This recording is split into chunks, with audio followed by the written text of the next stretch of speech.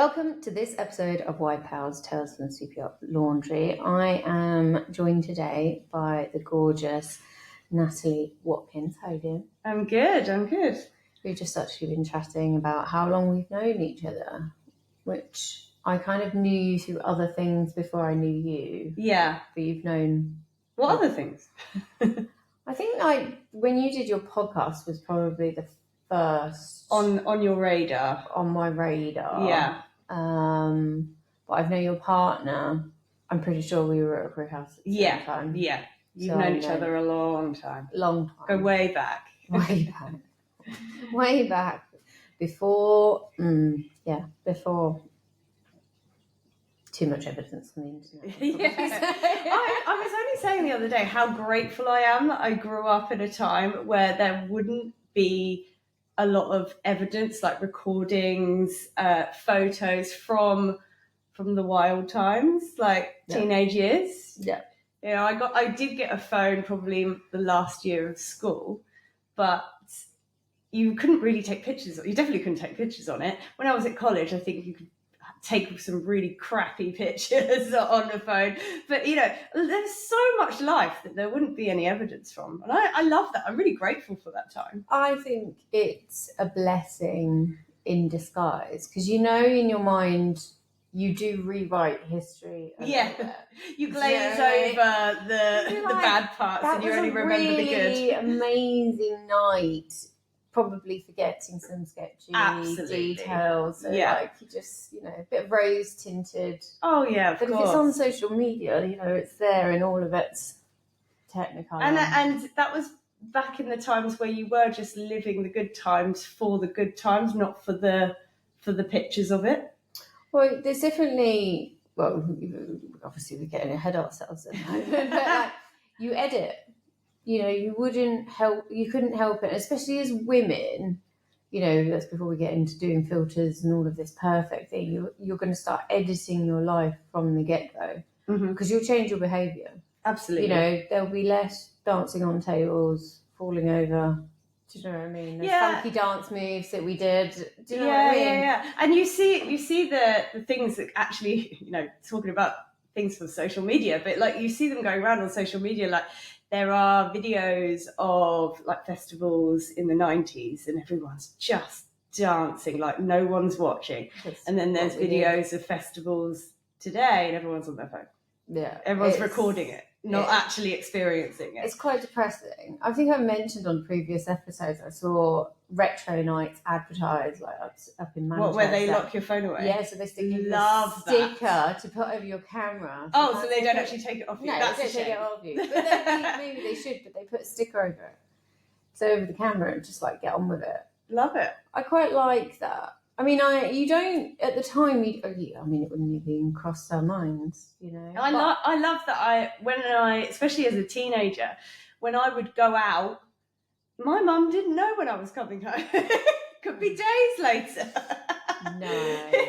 You know, there was no way of contacting me. There was the rage of them when you got home. You're like, where have you been? Yeah. You wouldn't want to know, mother. Yeah. You just wouldn't. But it's an interesting state of editing. And I think obviously that walks into everything. You know, work parties, you can't, you know, those tales of wild work parties, they've gone. And then work in general, you know, and the yachting industry is not immune to it, you know, and also it's probably painting the yachty lifestyle in a lot more glamorous light than it actually is. Because obviously, if you're working on board to cheer yourself up, you'll only put the nice ones on Instagram. Whatever. I do think the yachty lifestyle is an Instagram lifestyle. I didn't feel like mine was at the time. Well, no, that's just it. It's very Instagrammable. Yeah, you know, we do get to go to some stunning places. Yeah, you get to go out, take your picture, then go back to work again. You don't actually get to go to these really nice places. No, you travel a lot, but do you actually see these places? There's only a few places where I had like proper guest envy. Like we were in this beautiful bay. I can't remember what Greek island we were, but we pulled in and the guest, he was just this crazy ass Chinese guy, like half Chinese, half British, smoking cigars, eating croissants after having like transplants and all sorts of things. He was like made of loads of other people's bodies, but he still smoked his cigars, still ate croissants, and he was the first up, and he was getting really annoyed that nobody was up, so he took over the stereo and was blasting out ABBA at 7 o'clock in the morning. Oh my God, who is this guy? I want to know him. In this bay, this stunning bay off this Greek island. I mean, it was beautiful that morning. There'd been dolphins and all sorts of things, like dolphins, like, It was idyllic. And then he got up, and it was just really trippy because I was just cracking up and laughing because they were just playing ABBA. I can't remember which ABBA song it was. But anyway, it's just like etched in my mind. It's just like playing it, and then obviously then they started to come up from the guest cabin. It's like, what's going on? But I did have, because they all went swimming after breakfast, and I was just like, oh. You like to do that? Well, yeah, rather than clearing the table, it would have been nice to do that. But anyway, we digress. Yeah. Quite easy to digress. Oh, absolutely. So obviously you're on our podcast, and the reason why I think it's quite interesting what you've gone on to do next, but your story is quite extensive and long. It's long because I've lived longer. I've lived a lot of life. But you were quite late to the game with the yachting industry. Yeah, which I know you also were a little, right? 30. Yeah. So I do think there's a lot of value getting into the industry a bit later in life. Because I do think it's a little bit of like a Peter Pan lifestyle. And if you do, so my husband was also in the yachting industry, and he got in, age 19. And because it is that Peter Pan lifestyle, you just don't really grow up. And I think a lot of these people that get in super young, they go from their parents' house to a boat. You still don't learn how to do, unless you're doing laundry, you don't learn how to do your laundry. You don't learn how to cook for yourself. You don't learn how to pay bills. Like you get to stay in that permanent state for a long time. And then the industry spits you out again in your 30s, and you suddenly got to grow up. So whereas doing it the other way round, I found a lot of value in that. I had a career, a life, a house, a marriage, before I got into the industry. So then I went in with that sort of life skills that you bring to the table. And I found that was actually super helpful. Although a lot of people were like, "Oh, you're just too old," Well, actually, we can get into how the ageism in the industry a bit later on. So so what were you doing before yachting came on your horizon?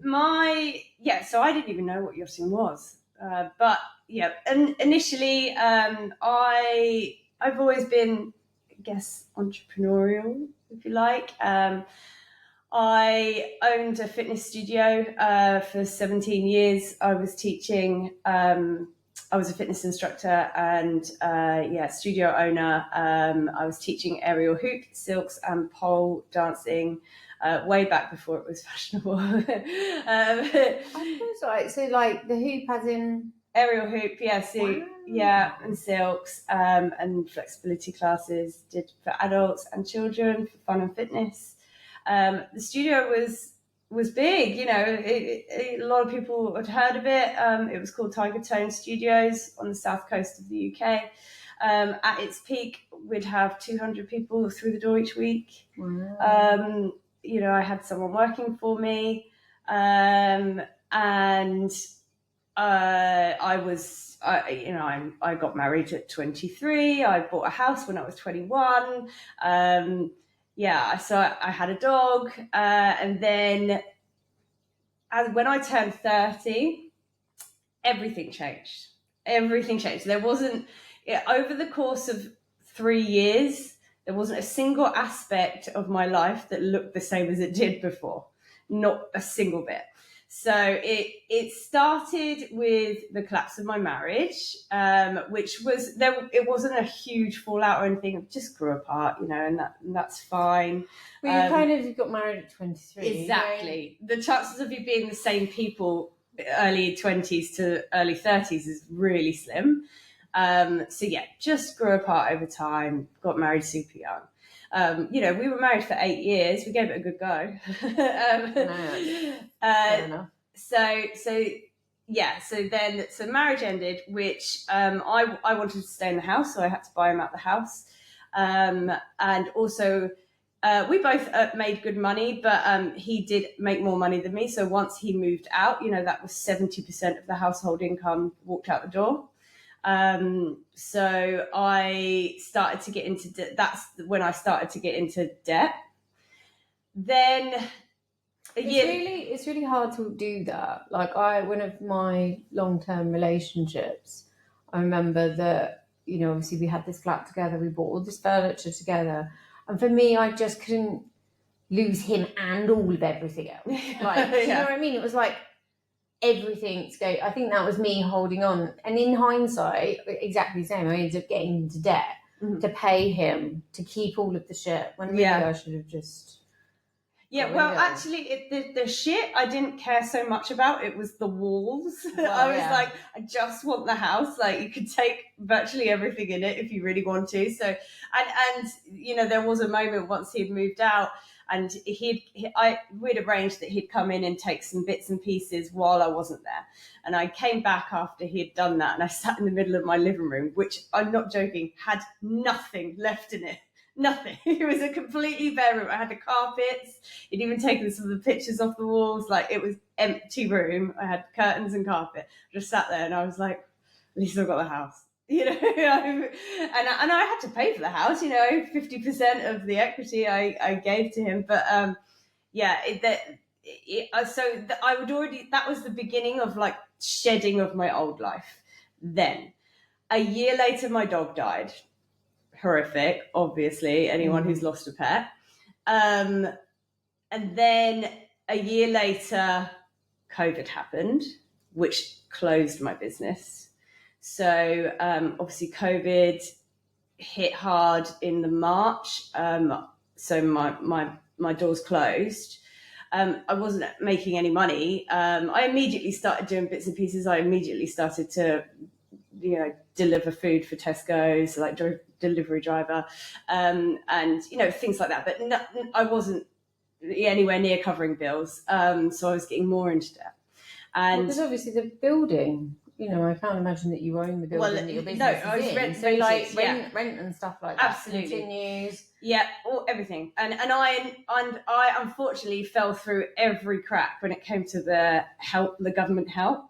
It's just the way I had done accounts and things. It's just the way I was paying myself and blah, blah, blah. It's just meant that I just fell through every crack. So I really didn't get any help. So it wasn't until the October where Tiger Tone officially closed. But, obviously it had been closed the whole time.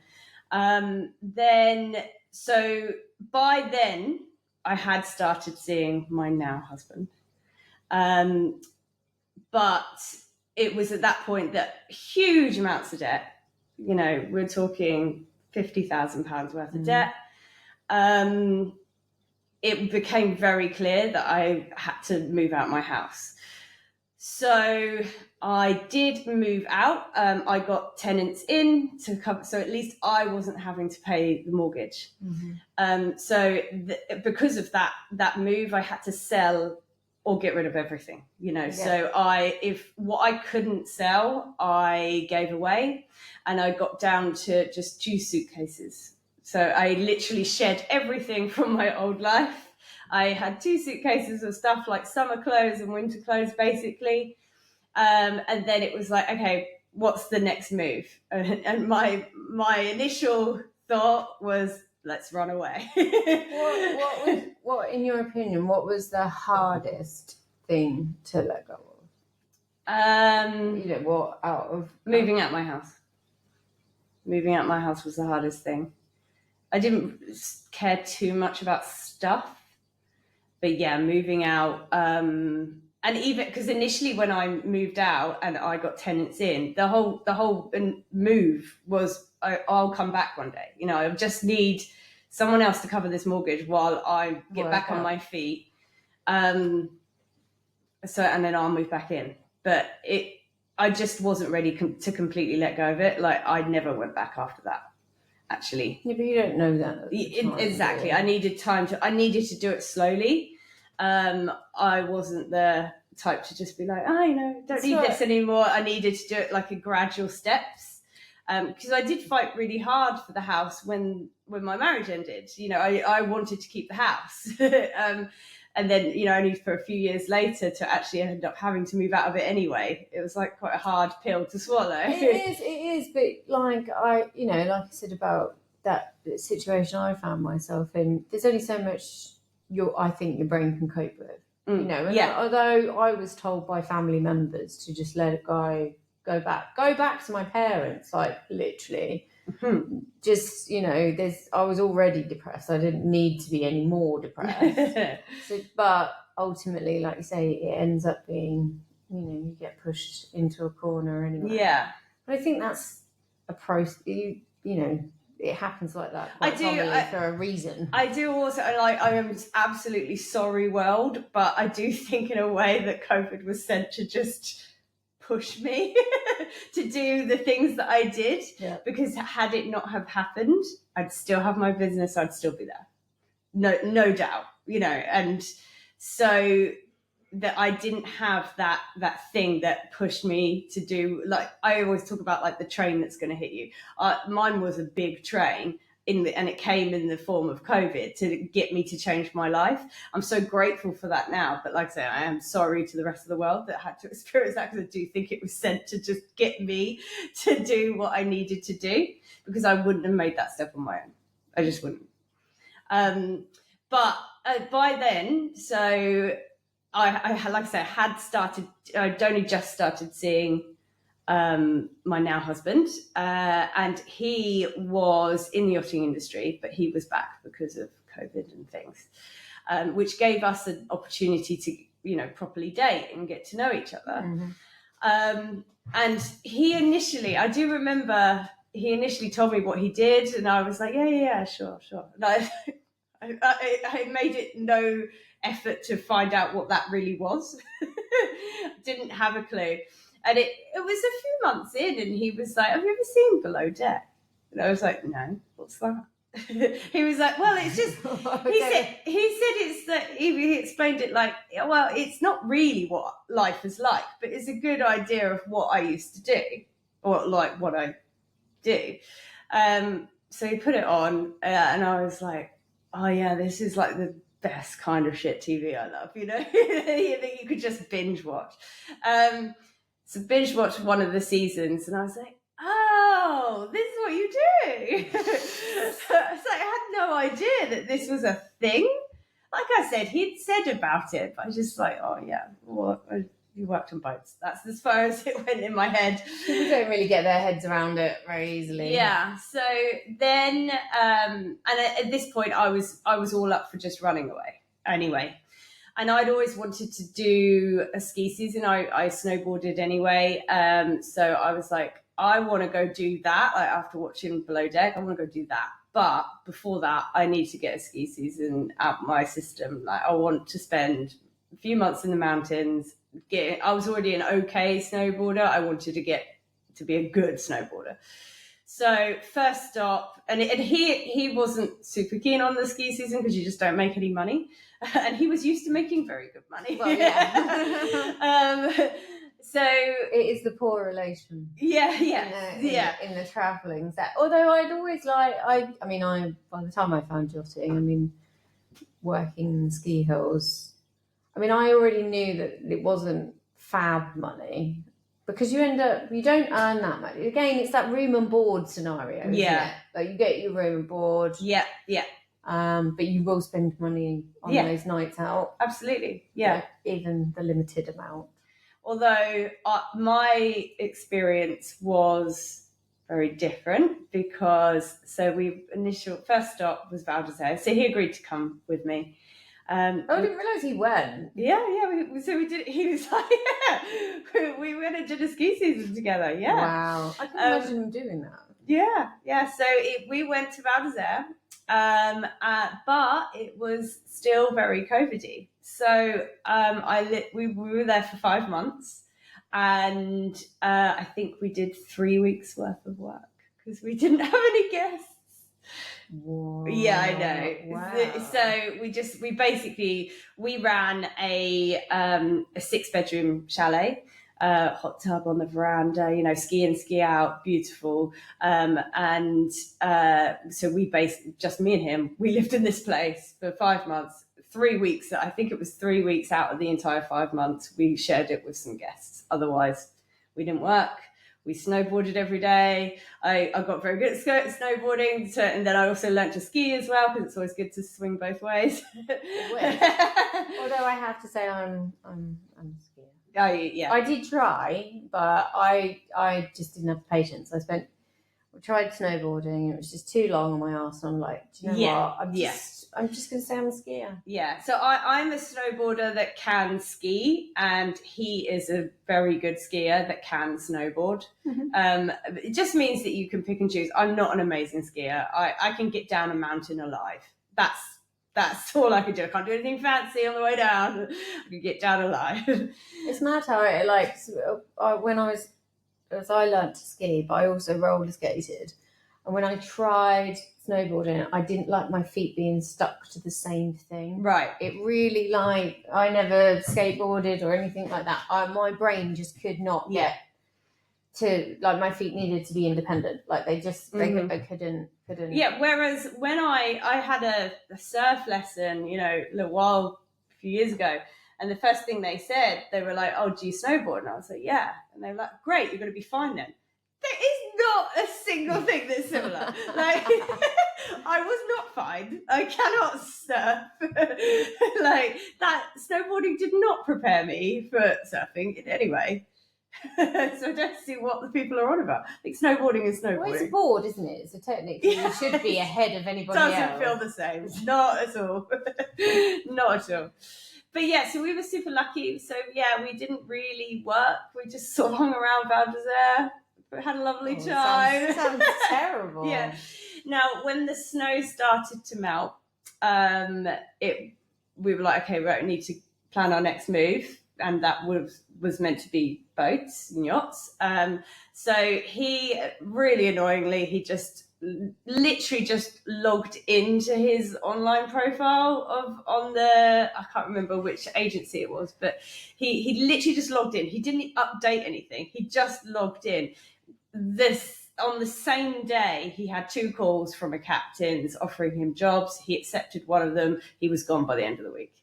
To be fair, he was in the game when I was. I know. So he's got loads of experience. I was then panicking because he did have to, because his job was starting immediately.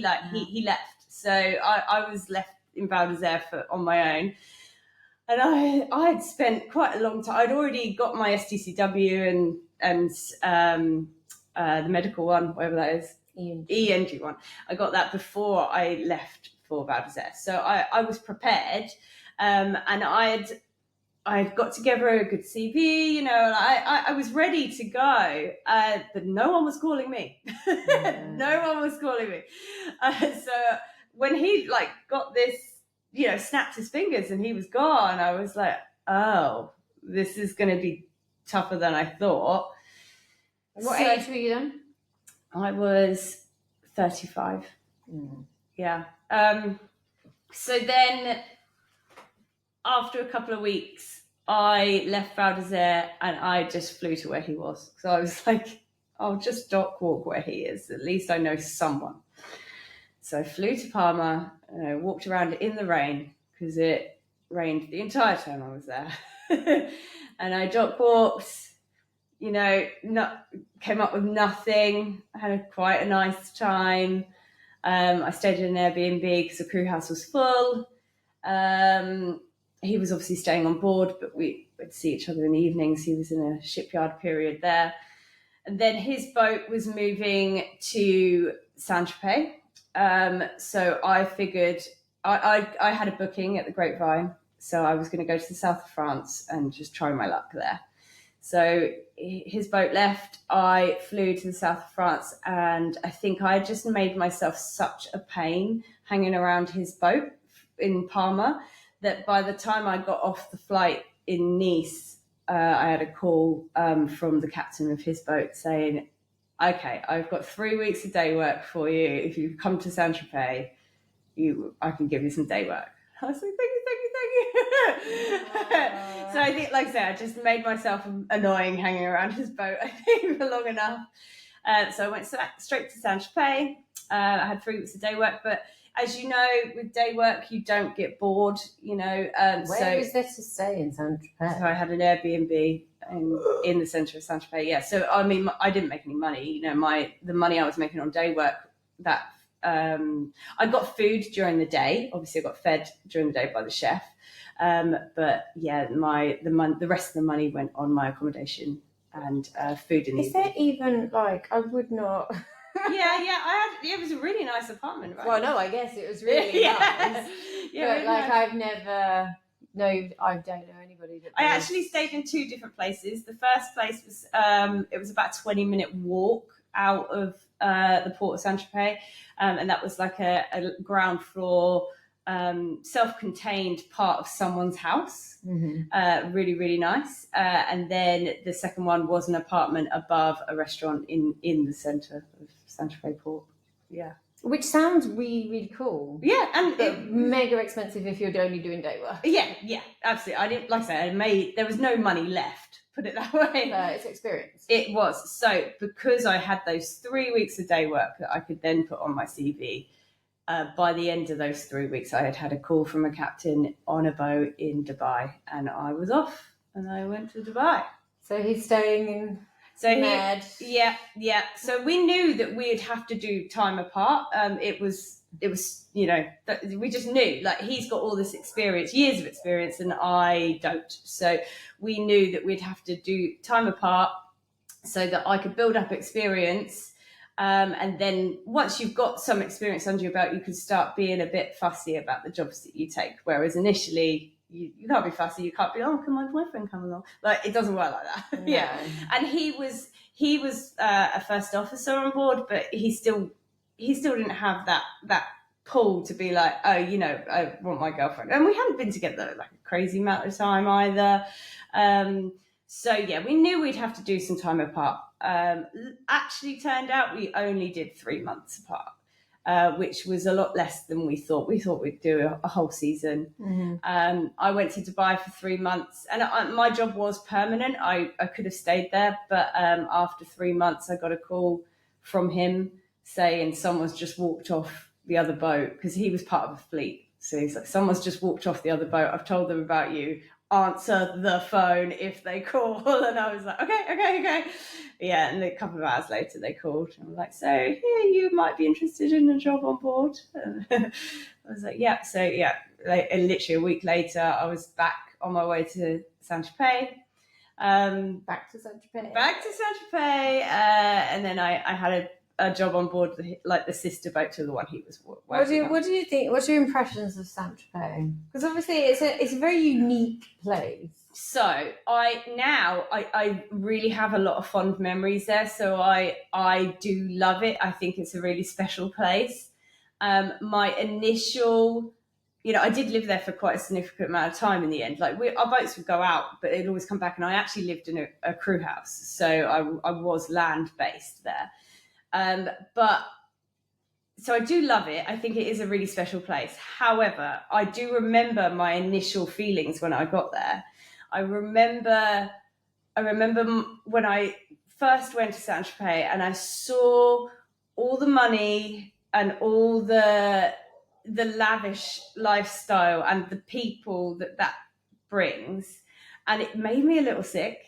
Because you know, I guess I hadn't been around the yachting industry enough, and I wasn't desensitized to it yet. Well, yeah, and I just looked around and I was like, the good you could do in the world with what you have, the resources you have, and it just made me sad and sick, you know. but you, unfortunately, you do get super desensitized quite quickly, and in a way, I justified it in my head by that they have created a lot of jobs and opportunity for a lot of people. Like, it's a huge industry, you know, the people that build the boats, the people that manage the boats, not just the crew.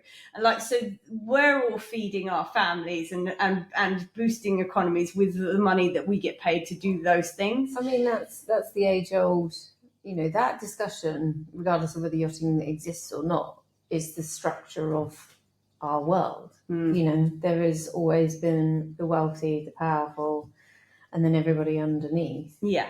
It is an interesting thing. It's like a friend of mine's asked me to go to India.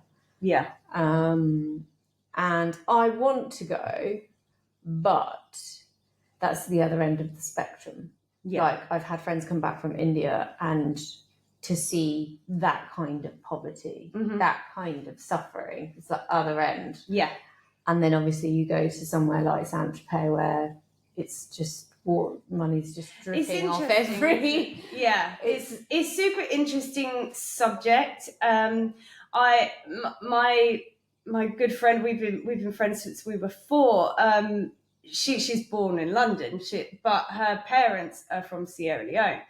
And it was only a couple of weeks ago, she was over my house, and something came on TV or while we were together, and she was, and they'd gone to the same village that her family were originally from. She's never actually been. Like I say, she's born in London, very British. But they were talking about Bow, the village in Sierra Leone, and she was like, classic white people going to see all the poor black people. She's like, it just doesn't sit well with me. Like, they're going to visiting the schools and building wells and things like that. She was like, I just don't like it. So do you think she thinks that they shouldn't go? Exactly. So you're not meant to go to a place like that because it's different to where you're and that's from. what I mean. It's interesting, isn't it? Like, I don't know I don't know. I get what she's saying. She's like, they come and they stare. It's tourism. Yeah, they come on holiday and they look. But again, it's that thing. If you can't see, it's like I'm not trying to say this.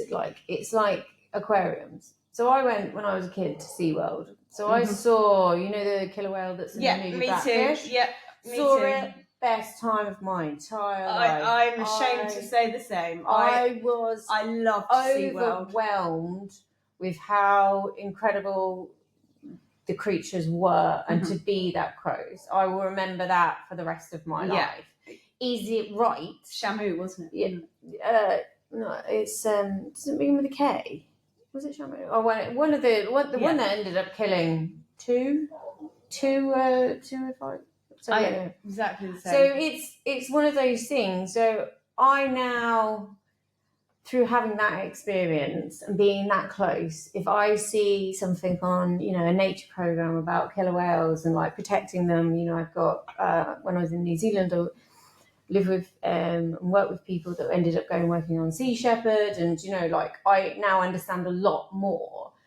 It's that whole, if you don't go, you've got no emotional connection. So I understand that your friend would probably find it offensive that people are just gawking at the poor. Yeah. But then if you don't go and be moved by that, you're not an advocate to get that removed or change that scenario. Because if you can't see it, it doesn't affect you. Yeah.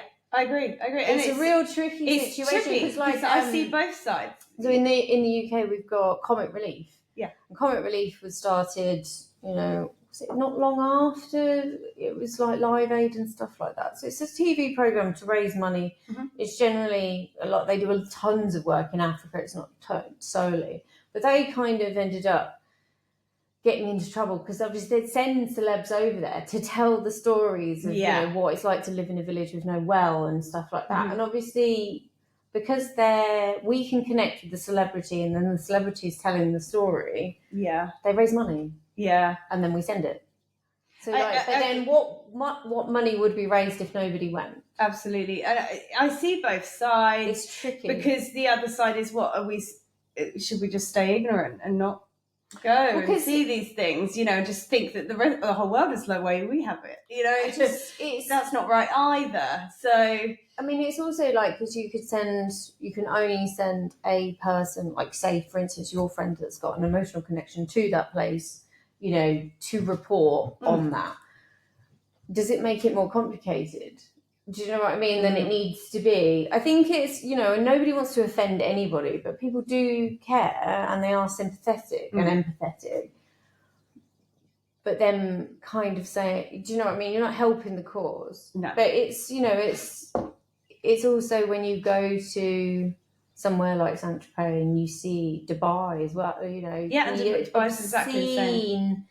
Obscene wealth. Yeah. Do you go around the street trying to take everything off? Like, you need to share. Yeah, and I think Saint-Tropez, because it's so concentrated, because it's a tiny little fishing port. It's tiny. And then they shoehorn these huge mega yachts into this tiny little port, little fishing village in the south of France. And so it's so concentrated and it's so obvious. Like, these yachts are taller than the buildings opposite, and it's very picturesque, very cute. It is. There's a lot of showiness. So, you pull your boat onto the back on that, you want to be seen. There's a lot of to be seen, and then obviously that's not all the beach bars around there are places also to be seen. It is like I said, it's the other end of the spectrum, isn't it? Yeah. And I think as yachties you do get desensitized to it, because it doesn't shock me the way it used to. I remember that feeling and I don't feel like that anymore. Well, you're exposed to it, so you're not shocked by it. And then obviously that always leads into the fact that when you come out of the yachting industry, you're used to, I joke about on this podcast all the time about cleanliness and being OCD and trying to make everything look nice. I mean, if people could see the other side of the camera during this podcast and what my daughter has done on the other side, how embedded that gets to you, that you want that kind of style look. Yeah. But that's not your life. Yeah. It was, you were exposed to somebody else's life.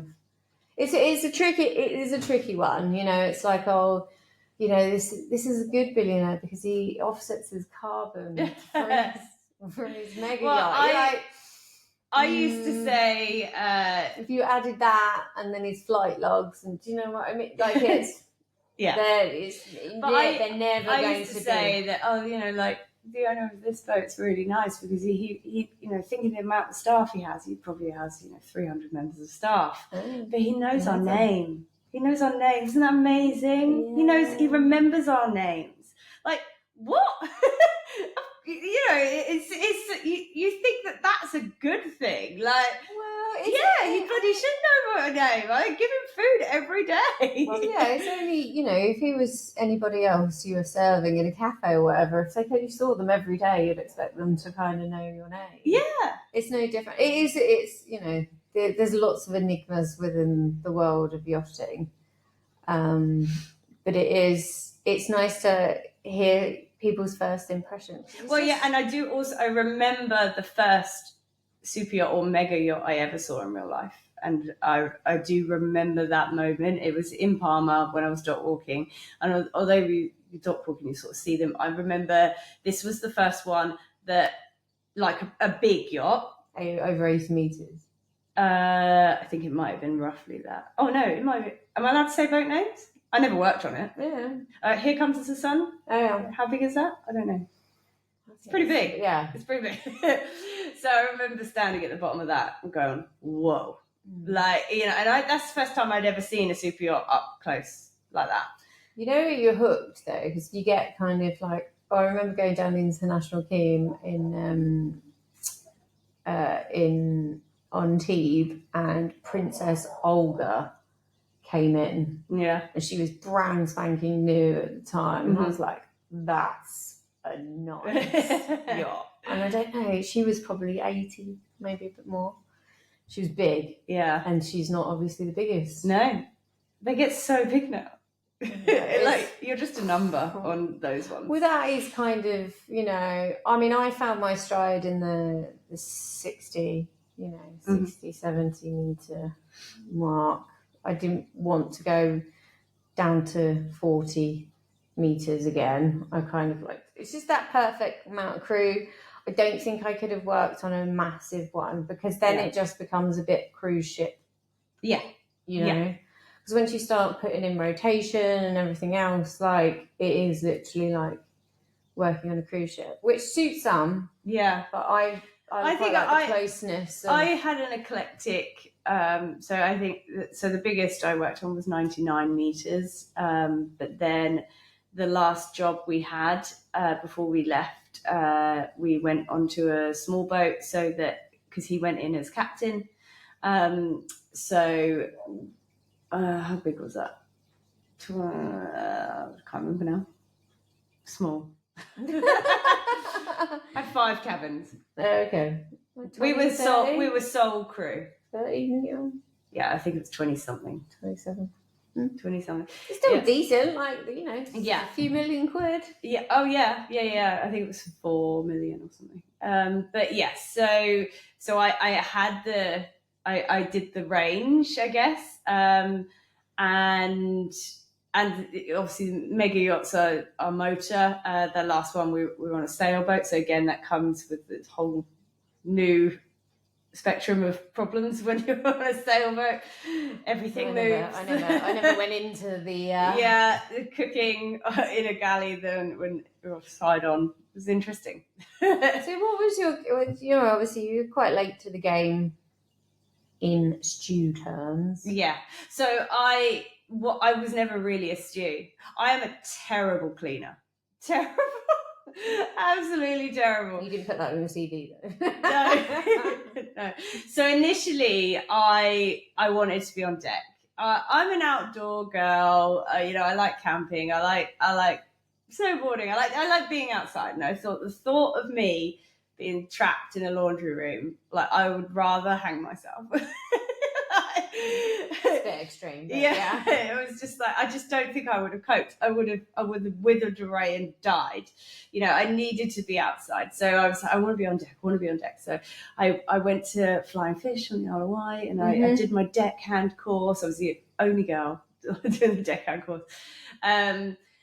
And then when I initially went out and I started dock walking, I got told by 2 different captains of different boats that I should stay in my lane, be a girl, be a stew.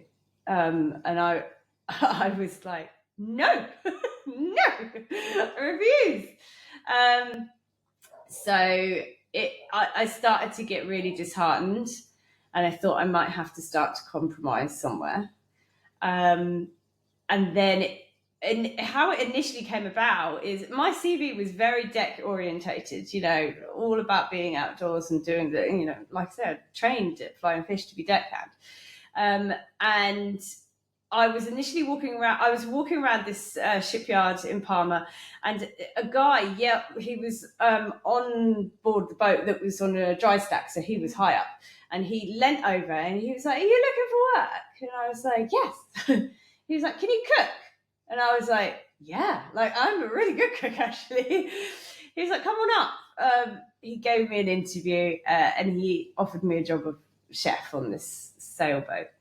I did consider it because I had no other offers going. But after talking it over and the itinerary and the other people that were on board, I just didn't think it was going to be a good fit, and I didn't want to accept it just to leave them in the lurch a few months later.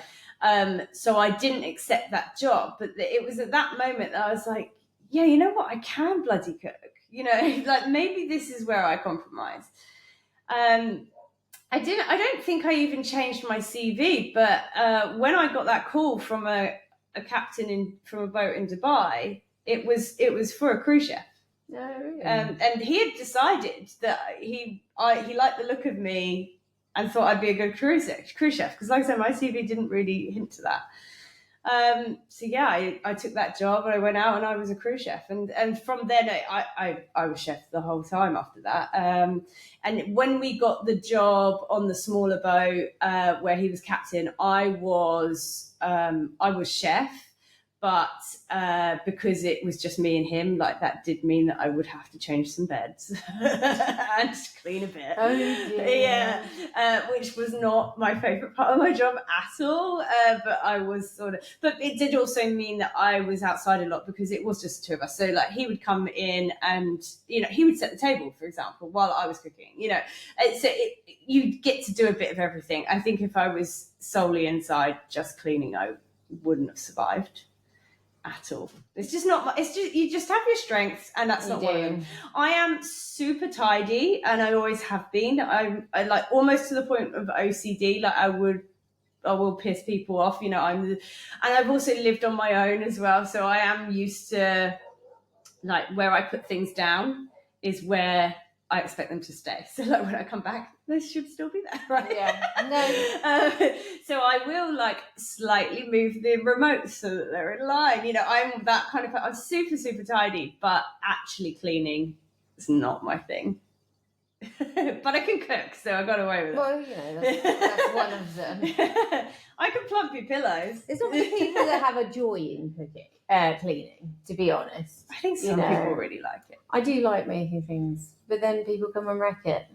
It's one of the problems with this house. And then you just give up in the end, I guess. It's like I really like it when my husband goes away. Yeah, that's what I mean. Because then my house just stays the way that I want it. I do think there is so much. I think it's really important, and I'm sorry if you're not one of these people, but I think it's really important that everyone lives on their own at one time in their life, because you do really learn how you like things without the interaction of anyone else. Yeah. And then you have to learn how to compromise, which is really sucks. Yeah. But so you were late in. When did you start thinking about leaving? So I think it's down to my partner. I guess I'd had my experience. I'd had a really nice time. It was quite short-lived, only a few years, but I'd really enjoyed my time.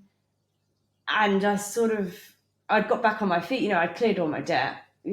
That didn't take very long at all. Once I was yachting, it was like, great, clear all the debt off. I could come back to the UK with a nice clean slate, and I could sell my house, which would then give me a deposit for another one. I was in a really good position. So it had served its purpose. I had done what I wanted to do. I'd travelled, and he had been in the industry a lot longer. And I think he had got to that point where he was like, I just want to go home. He's got two sisters that had a kid each, and we'd come back for visits and they wouldn't know who he was, And I think that was tough for him his nephews to not know who their uncle was because he was never around.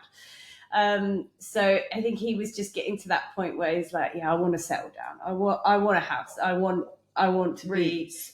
Roots, exactly.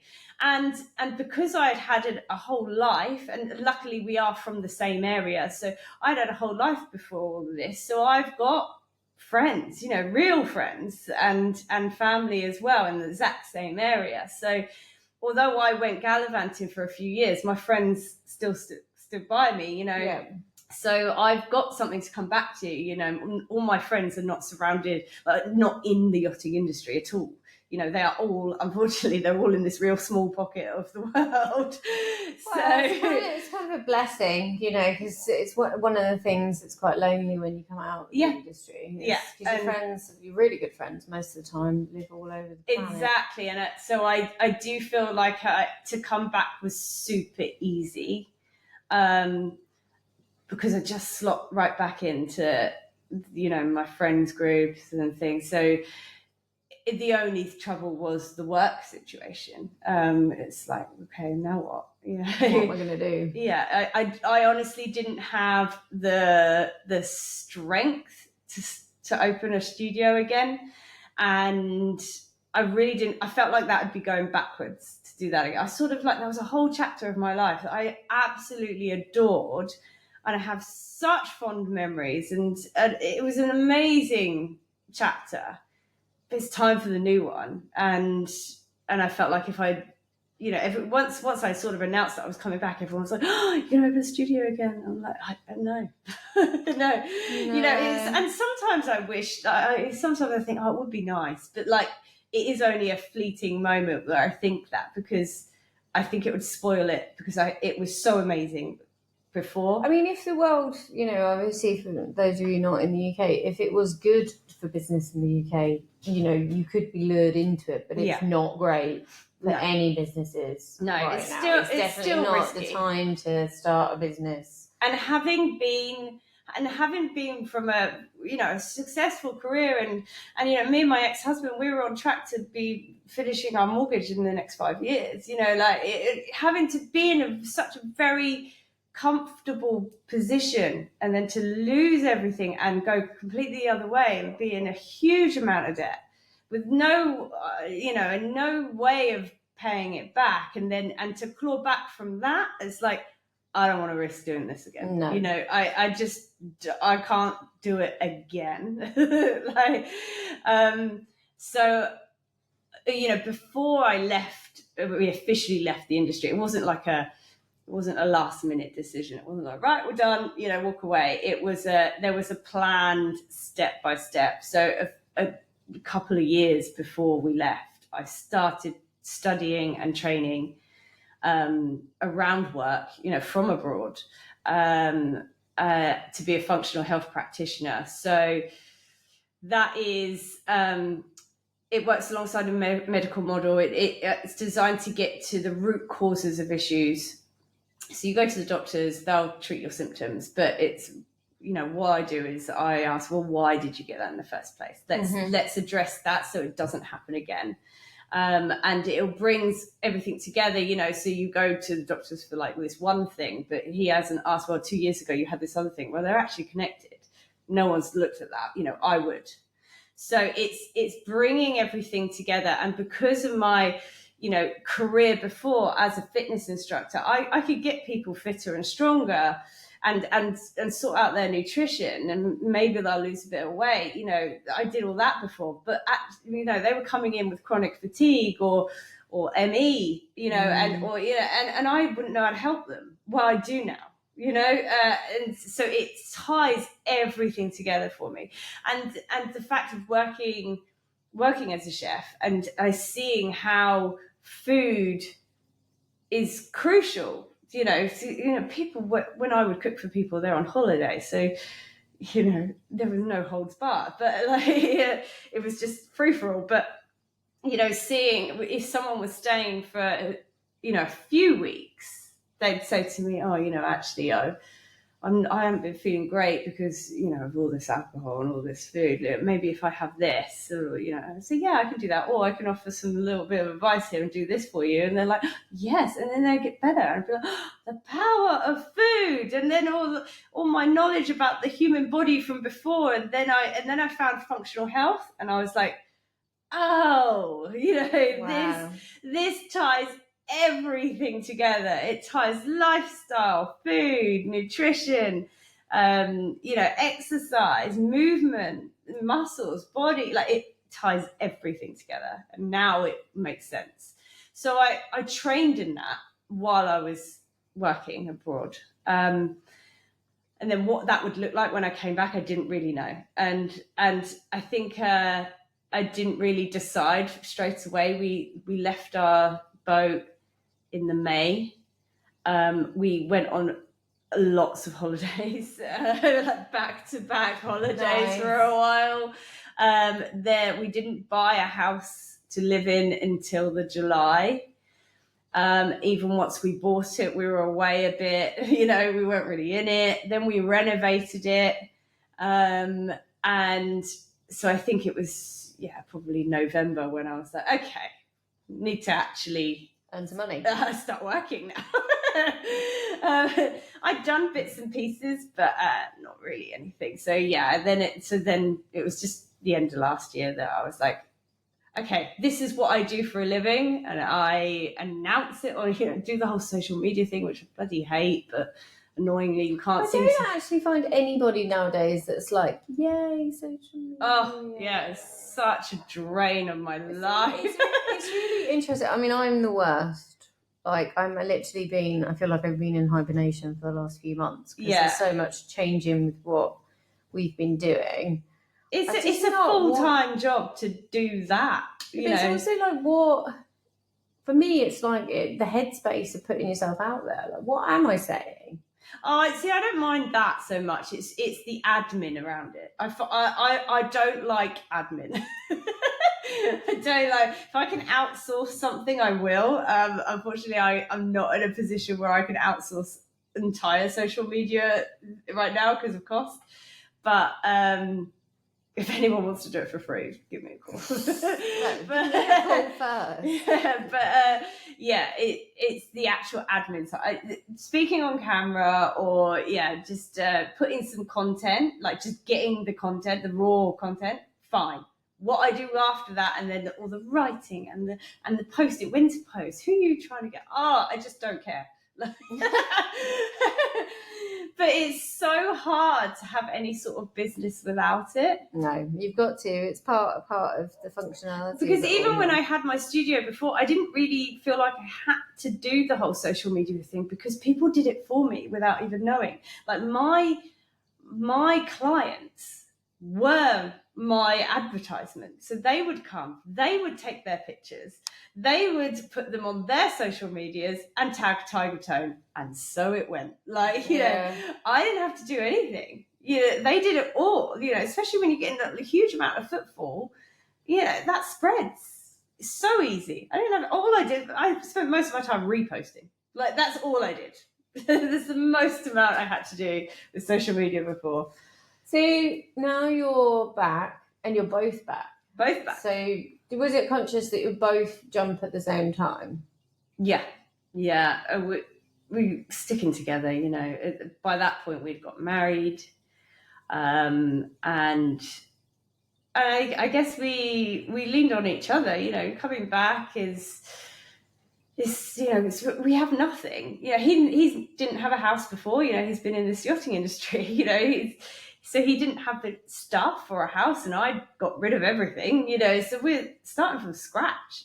It's difficult, to be a bit later in life and be like, we don't even have a bed. Like, we have nothing.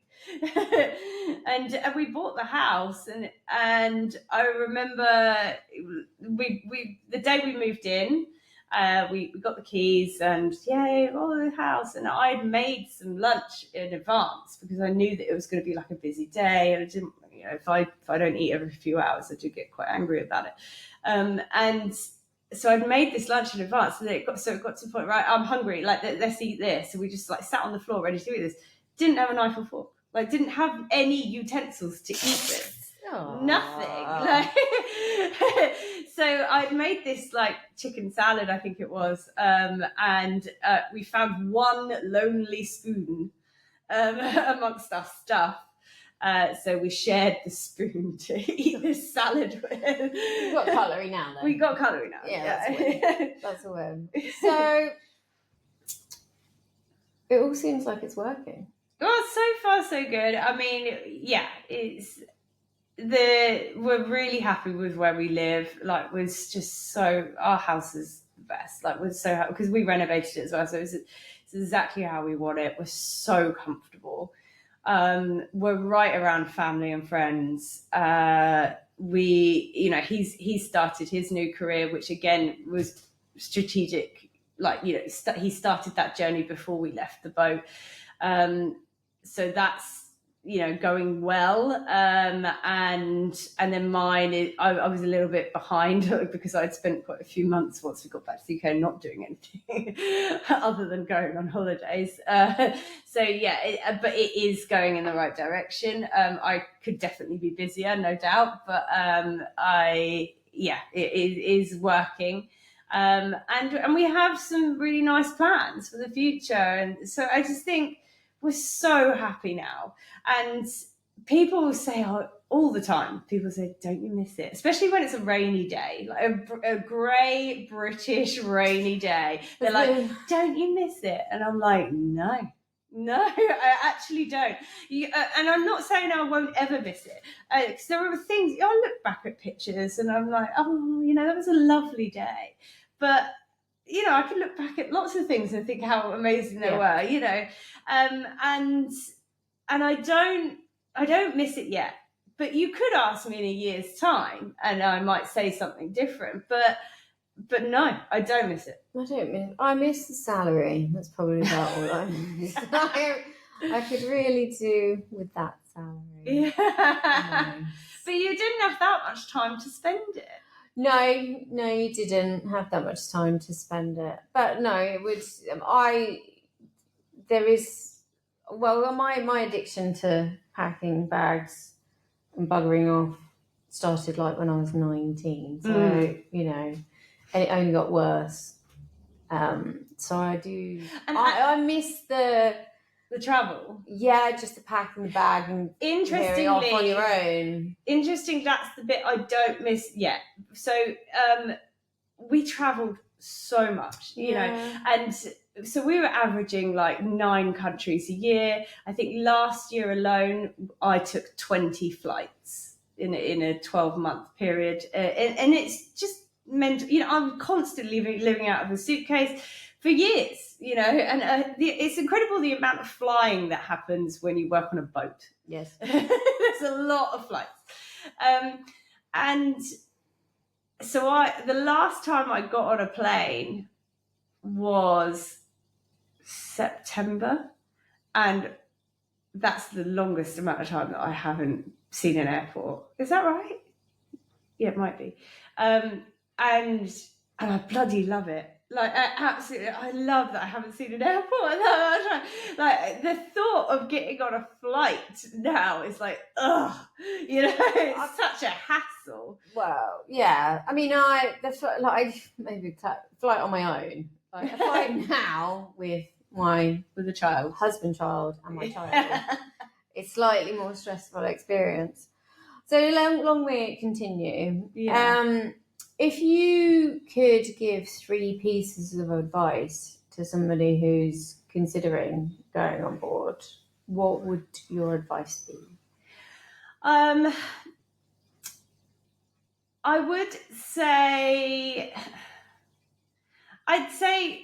definitely do it. If you have that itch, do it.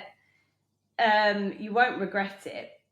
But it also depends on the stage of life. So I think my one piece of advice would definitely be just live a little life first. Don't use it as like another mum's house.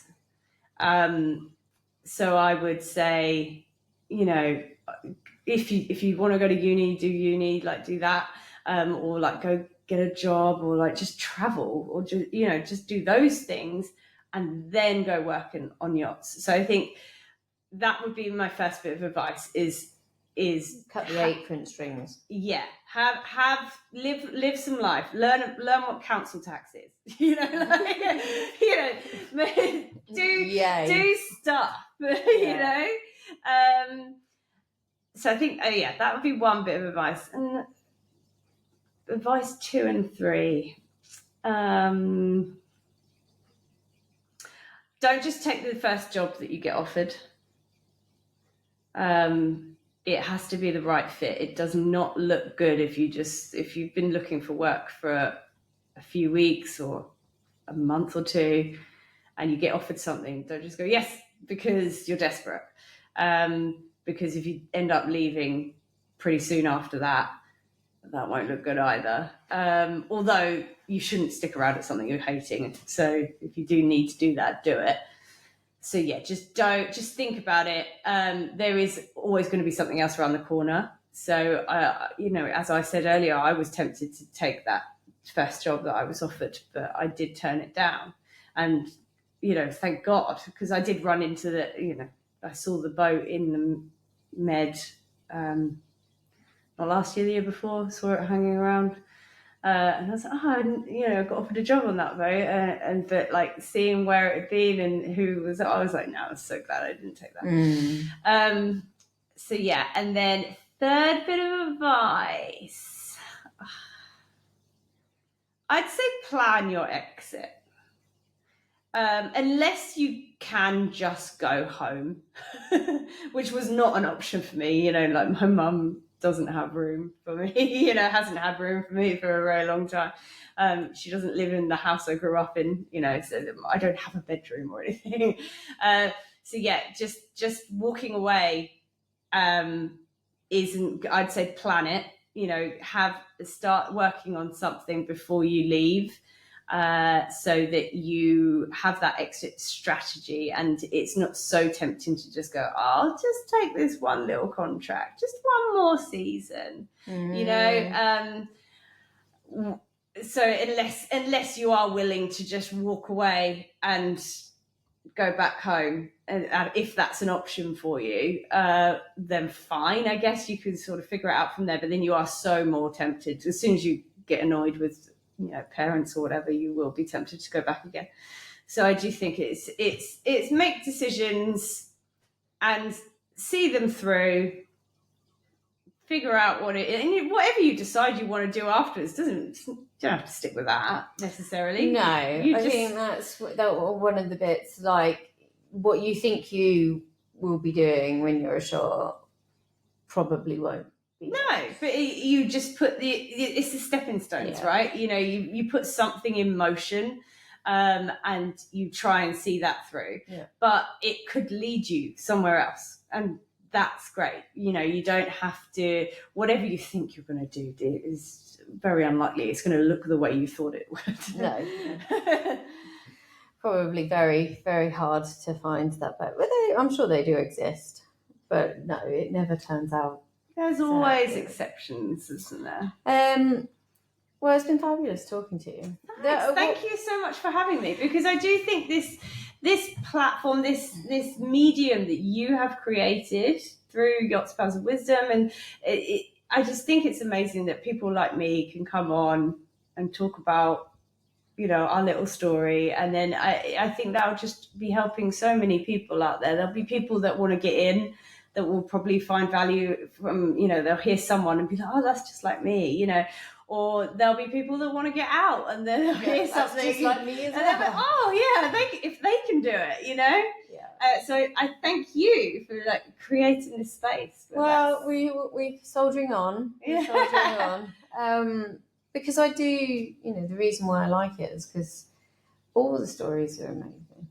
And women are just so self-deprecating that they just don't understand how tough and resilient you have to be to get in and to get out. Mm-hmm. It's really tough, but it's worth the ride. Yeah, and I think I said that to you in a text, didn't I? Like, my story's full of determination, because because what's the alternative? Exactly, right? You have to truck on, You do. When I found myself with nothing and in a huge amount of debt, what am I supposed to do? Just roll over? You have to find something. Yeah. So yeah. So do you have finally a crazy story from your time on board? The weird, the wacky, the scary, it could be anything. Just the moment that you're just like, what the hell just happened? I guess, I don't know how careful I can be with what I say. I guess there is a time that sticks out, and it's not something so much that happened. It's sort of listening to a conversation, because obviously, when you're on board with guests, you hear things from their lives, and their lives are very different to us.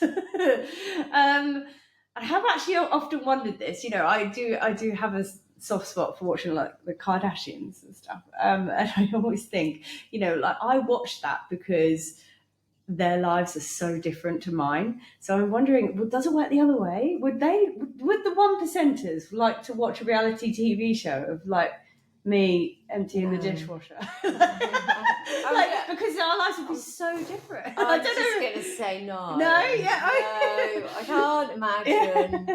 No, and that's no offence to you, but I just don't. We never know. We should How ask them. interested they'd be. Yeah.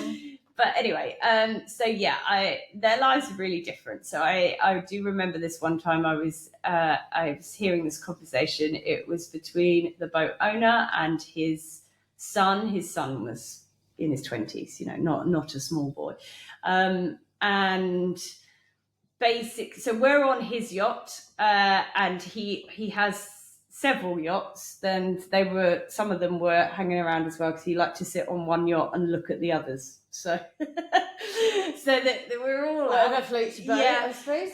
So we're sat on his yacht, and he had a call, which I hadn't heard the call, but he'd had a call to say that the pilot of the jet, his plane, had an accident at the airport. He had basically had a travelator accident and had really cut his face open, bad, like he was going to need surgery and things.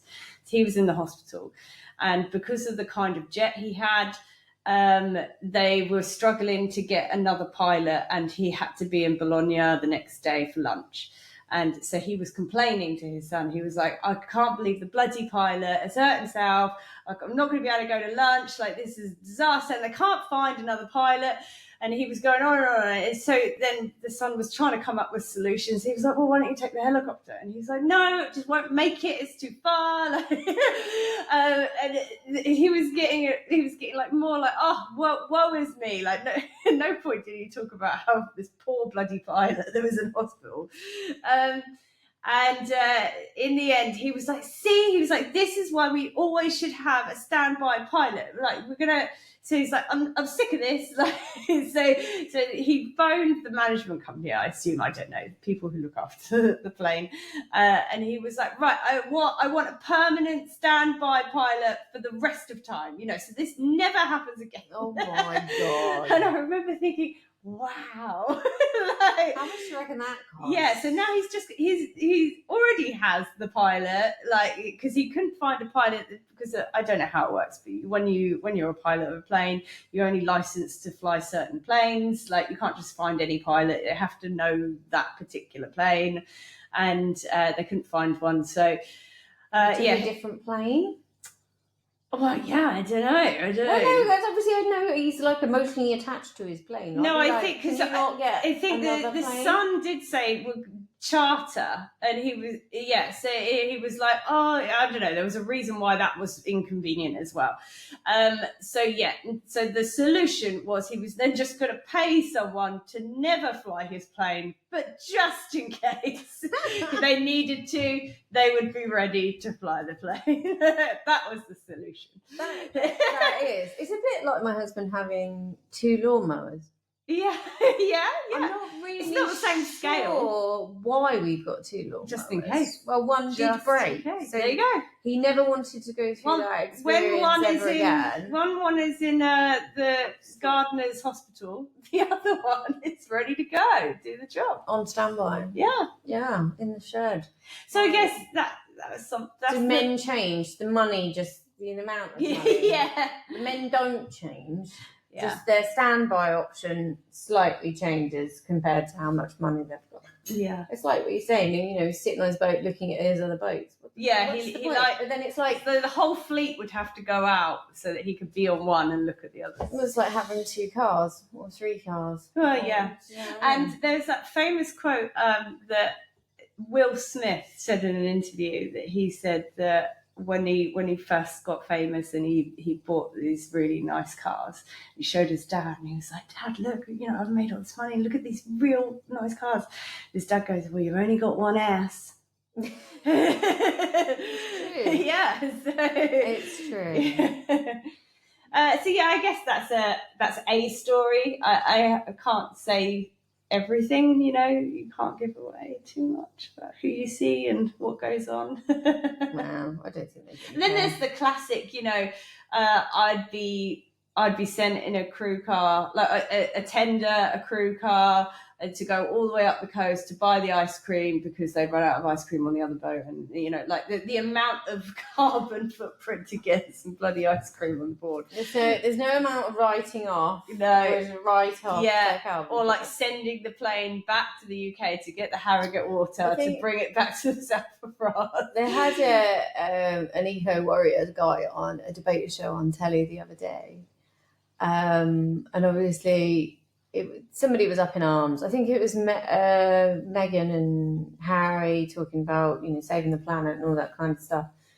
And like one flight in a private jet, like return flight, I think, would equate to one person, a normal person's carbon footprint for their own whole entire lifetime. Really? Is that true? So the average worked out that how many flights they did. I don't know how many. It was it just worked out that it's an impossibility for an average person, even with maybe your holiday a year, to even compete with the amount of private jets, even if they go on commercial, let alone talking about the cars that they drive, the boats that they have. It's just impossible. So who should be curtailing their lifestyle? Yeah. No, it's us. Yeah. They need to take my log burner away. I'm wrecking the planet. Yeah. It's all my fault. It's all your fault. And as I always say, it's like turning up to an earthquake disaster with a dustpan and brush. Like, what are you going to do? Exactly. Thank you so much for coming on. No, thank you. We will have you back on again to talk about hormones. Because that's basically what I spend my life talking about. I have to say it's an intriguing topic. It's a big one. It is a biggie. Now being 44, so obviously my hormones are on the way out, or I don't know what they're doing. New ones are coming in. They can just bugger off. Yeah. Really. It's an interesting time. It's horrible. No, so I do. There was a reason why I tried to make sure that I didn't know anything about it before it turned up. Yeah, sometimes ignorance is bliss, but why would you want to know? It's just going to depress you. There's so many other things about being a woman which aren't great. Why would you add it? I think being proactive and preventative is very helpful, actually. So that it is an easier time when it happens. Right. And we can save that joy for the next episode. Yeah, I could teach everyone how to collect your progesterone points. So. I shall be drinking wine during that. Yeah. But I'm not doing it sober. No, fine. No. But yeah, I do spend most of my time talking about hormones now because I can't wait. Yeah. I'm so excited. I'm so excited about learning about where my hormones are going. If you have enjoyed this episode, dear listener, we've got obviously lots of episodes already recorded, and we've got many more coming along. Thank you for listening. Our website is under construction at this moment. We're going through a little bit of a revamp, so we will have a lot of resource on there. Obviously, Nat's details will be in the bio below, but we'll allude to what she's been up to a lot more in our next follow-up episode. So until then, have fun, and I will be back soon.